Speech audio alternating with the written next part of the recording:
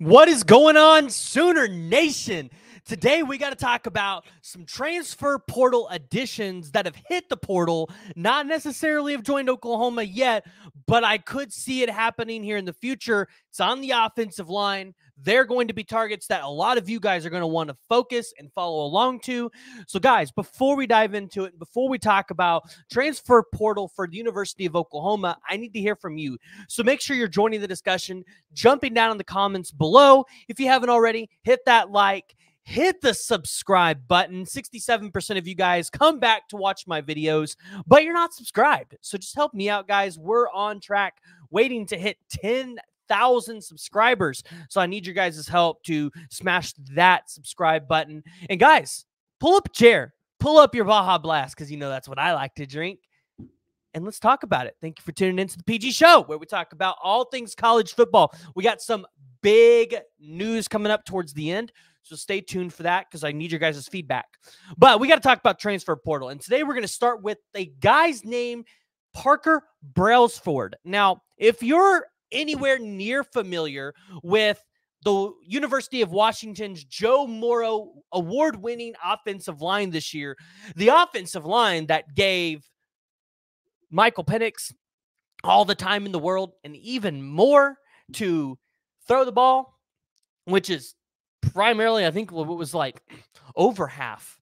I think it was like 65% of Washington's offense this year was the passing game. Then you probably know who this guy is. He played center. He was number 72 at 6'2", 275. He played a total of 976 snaps this year. He's only in his second season, but he didn't play his true freshman year. So he's a redshirt freshman. He'll be going into his redshirt sophomore year. He started 15 times this year in just 15 appearances. He started his first two games at right guard, but then finished at center. So one thing I really like about Parker Brailsford and how he would fit with Oklahoma and Bill Bedenbaugh, which, by the way, Bill Bedenbaugh went and followed Parker Brailsford. So take that for what it's worth. I'm assuming we'll probably see an offer soon if that's the case. Parker Brailsford is a versatile guy. He can play on either side, and I believe in high school he played at the tackle guard position. So he might even be a guy that Bill Bedenbaugh gets in here and he can be a Swiss Army knife on the offensive line. You can kind of use him wherever on that right side, including the center. He only allowed, the Washington offensive line only allowed 12 sacks in 15 games. So I'm not saying you need to go out there and grab the entire Washington offensive line, but let me tell you where this guy was graded at and why Oklahoma needs Parker Brailsford. He had an offensive grade of 77.8. That was the 10th best grade in the country on the offensive line or as a center. He had a pass block grade of 80, which was 45th in the country. Not bad. And then he was in top 50 there. And then run block grade of 4th at 80.8. So overall, where he had 612 snaps at the passing, he had a pass block grade of 80, which you would imagine that's going to be a good chunk of Oklahoma's offense going into the SEC. And then he had a run block grade of 80.8. Well, what was probably one of the biggest issues with the run game this year for Oklahoma? It was the offensive line not developing the holes quick enough for the running backs to be able to hit those holes. So a guy like Parker Brailsford, who exceeded, I think could be a guy that could come into Oklahoma, challenge for a starting spot right away, and help some of these younger guys be able to teach them. And I definitely think this is a guy that would put in the work with Bill Bedenbaugh. So interesting thought there. Additionally, you saw the offensive lineman Nate Calipo into the transfer portal as well. He spent the past 5 seasons with the Huskies. He's made a total of 40 appearances in his career there, started 18 times, and he started all 15 games this past season as well. So he started at right guard with Michigan State and then left guard here at the University of Washington. And again, a guy that started all 15 games in that Joe Morrow Award offensive line. This is a guy that could come in, not saying he's going to overtake a Fabechi Wawewu or somebody like that, but he could be a guy that could come in and definitely make an impact for Oklahoma. He had 921 snaps on the offensive line. He's 327 pounds. I believe he's only going to have a year of eligibility left at this point. my concern is when you look at PFF, his grading has went down every single year, right? Well, not every single year. Since 21, it's went down. In 20, he was a 61.9 total offensive grade. In 2021, he had a 68.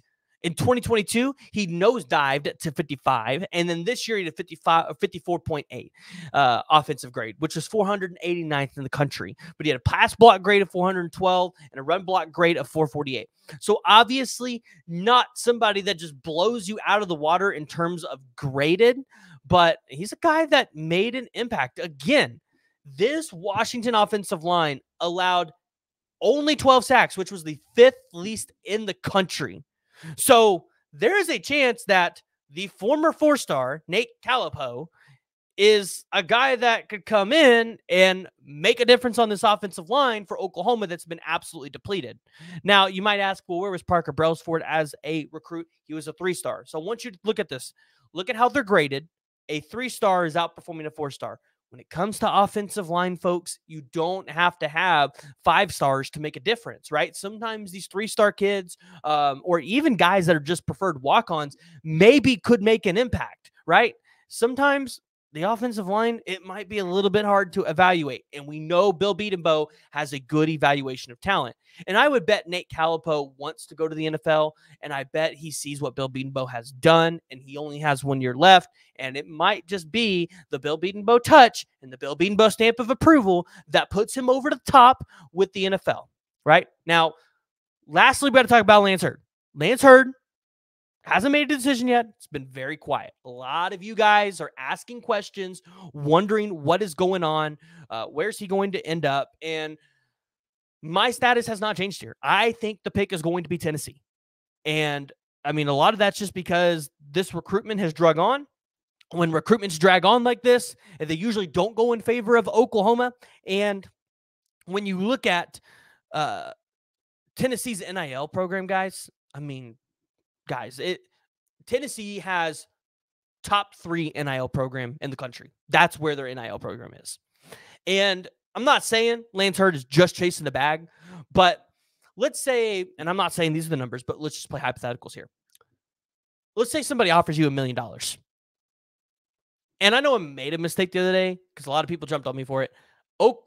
Tennessee does put guys to the NFL, but not at the level and not at the success rate that Bill Bedenbaugh does, right? And I was specifically pointing at Wande Morris. Wande Morris probably didn't have an NFL future at Tennessee. Goes to Oklahoma. Look at what he's doing for the Chiefs. Point proven. Okay. You can go to Tennessee if you're good enough and still get developed and go to the NFL. SEC school, scouts are going to see you, right? You're playing against the best talent. There's an opportunity there. And if you are able to make $1 million at that said school, why would you not take it? Come to Oklahoma, they are now going into the SEC. But let's say their offer is only $500,000 or $600,000, right? There's obviously a big pricing difference.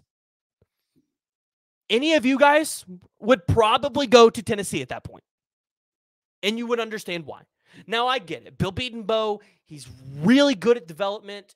Probably make the kid a little bit more money in the NFL by going and being coached by Bill Bedenbaugh. But sometimes you can't rely on the kids to think in the future. Sometimes you got to think about the here and now, right? Because what if this kid gets hurt and all of a sudden can't go to the NFL? Well, he just got his bag in college. He at least has a good start to get ahead in life. So just putting that out there. That's kind of my 2 cents on it. But I do think he'll end up at Tennessee. Things have gone quiet. When both sides feel good like the way they are, I'm usually going to go with the opposing school. But in 2025, I expect Oklahoma to have a very good year on the offensive line. There's a lot of prospects they're looking at, and we'll dive into some 2025 recruiting here in another video.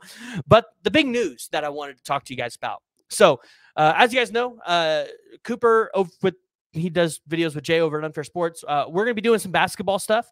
We were actually going to create a separate channel for the basketball content. And same thing, Caitlin and I were going to do a softball podcast, but we're going to create a separate channel. I want to hear from you guys. Do you guys want to see separate channels, or would you guys like the PG show to become an exclusive OU content show and for us to incorporate softball and basketball into the PG show and then have them branded as separate podcasts on the podcast actual platforms. But YouTube, it would all be under the PG show. I want to hear you guys' thoughts. Please let me know. We're going to be looking at launching a first softball episode here pretty soon. Same thing for the basketball stuff. So if you guys haven't already, hit that like, hit the subscribe button. We're going to try to bring you guys a lot of great content, expand into different sports as well. And I want you guys to be a part of the journey on our way to 10,000. So if you haven't, hit that like, hit the subscribe button, jump in the comments, join the discussion. Let me know you guys' thoughts.